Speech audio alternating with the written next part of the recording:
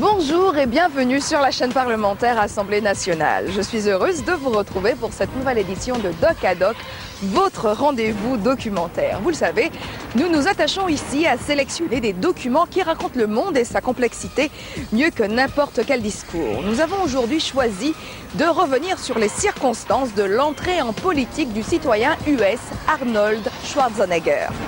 Hasard ou destinée, la star de Total Recall a été propulsée au poste de gouverneur de la Californie grâce au Recall, une loi qui permet de renvoyer un élu devant ses électeurs avant le terme de son mandat, ce qui fut le cas en 2002 avec la succession ouverte du gouverneur Gray Davis.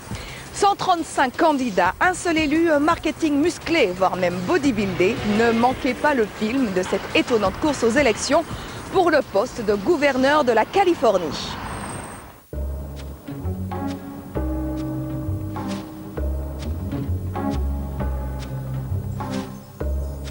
Tout est arrivé si vite.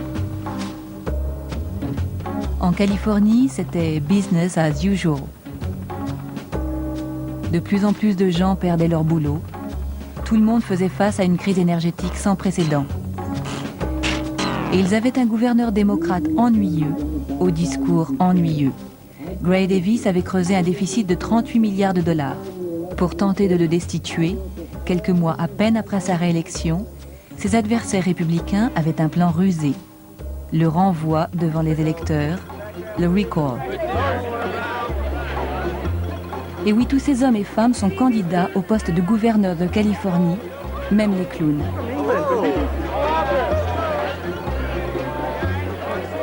C'était tellement simple de se porter candidat qu'ils sont 135 à se présenter. Parmi eux, des vedettes de la télévision, du cinéma porno et même un champion de sumo. Cette année, il y a 135 candidats. En 2002, il n'était que 6. Je suis à la fac de San Diego et je me présente pour le poste de gouverneur. Je suis le premier candidat de l'histoire pour le parti des célibataires. Je me présente sans étiquette, votez pour moi. Je m'appelle Trek Thunder Kelly. Votez pour moi. Puis une véritable star de cinéma est entrée en scène. La Californie entre dans l'histoire avec cette élection de recall. La population s'est révoltée. 1 600 000 Californiens ont signé pour dire « Nous sommes excédés, nous ne supporterons pas ce régime plus longtemps ».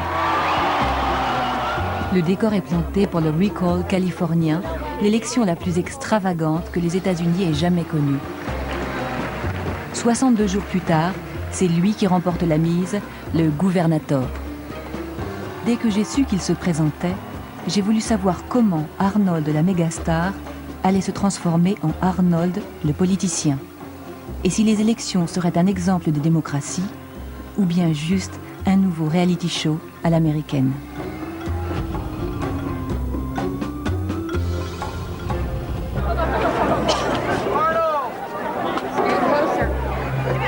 En plein mois d'août, c'est la première apparition de Terminator en campagne. Du Hollywood tout craché. Même ses gardes du corps n'imaginaient pas un tel succès.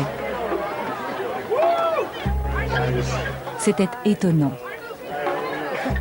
Arnold n'a d'autre message que sa propre célébrité. Mais il est également l'incarnation parfaite du rêve américain. Comment va-t-il assumer son nouveau rôle ? Le mois dernier, 22 000 Californiens ont perdu leur emploi. Il faut arrêter les dégâts, empêcher les autorités de dépenser, de taxer et de légiférer à outrance. La seule chose qu'elles savent faire, c'est dépenser. Le 7 octobre, j'ai besoin de vos voix à tous. Votez oui pour le recall.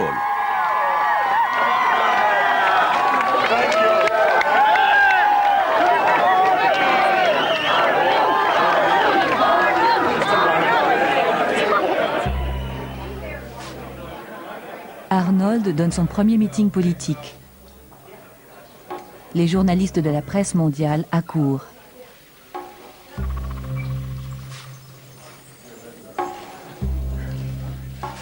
Monsieur Muscle aurait-il défini sa politique ? J'ai le sentiment que les Californiens ont été suffisamment punis. Dès qu'ils se lèvent le matin et tirent la chasse, ils sont taxés. Ensuite, ils prennent leur café, ils sont taxés. Ils entrent dans leur voiture, ils sont taxés. Ils vont prendre de l'essence, ils sont taxés. Ils déjeunent, ils sont taxés. Et ça continue toute la journée. Des taxes, des taxes, des taxes. Arnold a beau être un débutant, il s'est entouré de spécialistes. Son porte-parole, Sean Walsh, a travaillé pour Ronald Reagan et George Bush Senior. Arnold Schwarzenegger est l'équivalent politique des Beatles. Lorsque les Beatles se sont venus jouer aux États-Unis, ils ont provoqué l'hystérie. Arnold Schwarzenegger a suscité ce même genre d'engouement dans la vie politique californienne et même américaine. La musique stagnait un peu avant l'arrivée des Beatles. C'était pareil pour la politique avant l'arrivée d'Arnold Schwarzenegger.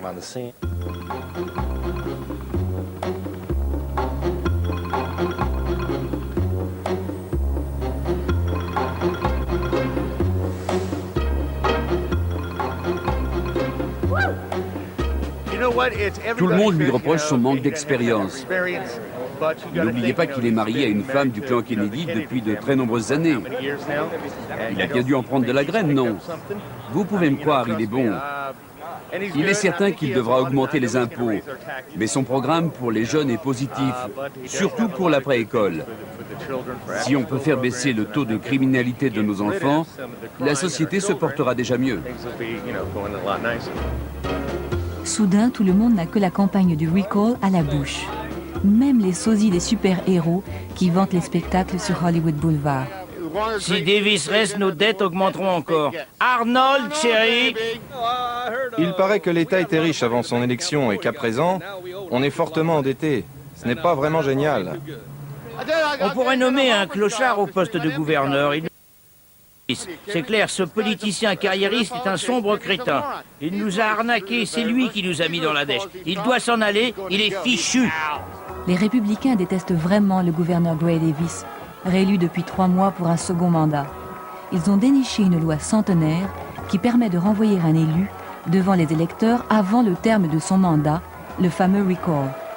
Si plus de 50% de l'électorat vote pour le recall, alors Gray Davis sera révoqué et le premier des 135 candidats sera élu, même sans la majorité des voix. Mais Davis est-il vraiment l'homme le plus triste de l'État? Parlons-en de ce recall. Ce recall va au-delà de la Californie. C'est une manœuvre des républicains pour voler des élections qu'ils ne peuvent gagner à la régulière. Bon, c'est vrai qu'il est un peu terne, mais son épouse semble plus sympathique. Elle constitue un de ses meilleurs atouts. On a travaillé si dur, on a été honnête, on a gagné les élections à la régulière. Et soudain, on découvre qu'avec suffisamment d'argent, on peut nous tirer le tapis sous les pieds. C'est exactement ce qu'on ressent. On nous tire le tapis sous les pieds. La campagne d'Arnold déborde d'énergie avec son lot d'affiches, de casquettes et de t-shirts. Il est clair que la victoire dépendra moins des réponses aux vrais problèmes politiques que d'un marketing particulièrement musclé.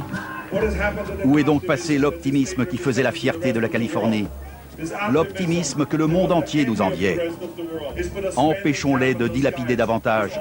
La seule chose qu'ils sachent faire, c'est dépenser, dépenser, dépenser. Il faut virer cette administration. Nous sommes en colère.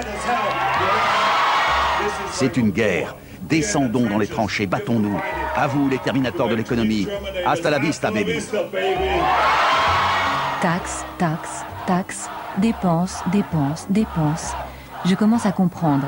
C'est le leitmotiv de la campagne d'Arnold. Mais avec une dette colossale de 38 milliards de dollars, est-il lucide de promettre une baisse des impôts qui aggravera forcément la dette? Personne ici ne semble s'en inquiéter. N'oublions pas que les Californiens ont tout de même le choix entre 134 autres candidats. Mais tous ne sont pas favorables à la procédure du recall.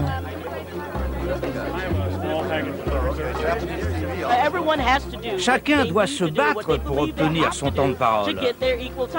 Une petite minute, ce type aussi a droit à son temps de parole. La procédure du recall en Californie, c'est plutôt n'importe quoi. Tous les clowns ici se présentent au poste de gouverneur. Ce n'est pas normal pour une élection. Ne vous faites pas voler cette élection. Ne vous faites pas voler cette élection. Ma motivation, c'est de participer à ce cirque pour prévenir les gens que ce recall est une procédure des plus immorales et que ça ne devrait pas être permis. Ce recall n'aurait jamais dû avoir lieu. Ne votez pas en faveur du recall. Ne touche pas. Ne laissez pas les républicains voler la 5e force économique mondiale. C'est un stratagème de leur part. Vous le regretterez. Mais rares sont ceux qui peuvent rivaliser face à la machine promotionnelle de Schwarzenegger. Et voici la course du recall. Arnold Schwarzenegger est en tête dans son gros Hummer jaune. Mais Ariana Huffington est en train de combler son retard. Salut l'ami, j'ai de l'essence pour toi. Merci, Bushy. Je vais prendre un raccourci.